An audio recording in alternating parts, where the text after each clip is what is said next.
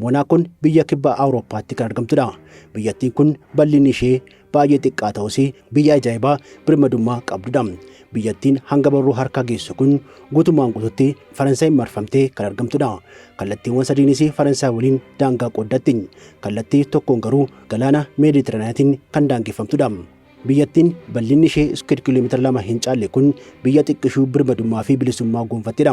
Akka biyyaatti beekamtiin idil addunyaa kan kennameef kan akka magaalaa Vaatikaanitti aanuun biyya xiqqishuu addunyaa lammaffaa kanaas taatetti.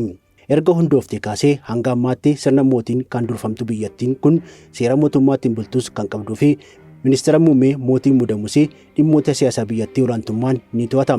Biyyattiin kun yeroo ammaatti mootii Albeert tokkoffaa jedhamuun durfamaa jirti. Biyyattiin adda sangaa waliin madaalamtu kun humna ishee waliin seenaawwan ajaa'ibaa qabatteetti. Har'aafis seenaawwan ajaa'ibaa Monaakoo keessaa 10 isiniif qooduuf qindeeffanneerra. Tarii dhugaawwan har'aaf viidiyoo kanaan hamataman erga ilaaltaniin booda Monaakoo daawwachuuf yaadni wayii yoo isinitti dhufe hanga maallaqa gahaa qabaachuu keessan mirkaneeffattaniiti malee calluma jettanii magaalattii kana deemtanii kan daawwattan yoo ta'e abbootii qabeenyaa miiliyoonaroota waliin morkachuu fi akka qophooftan hubachuu qabduun ergaa keenyadha.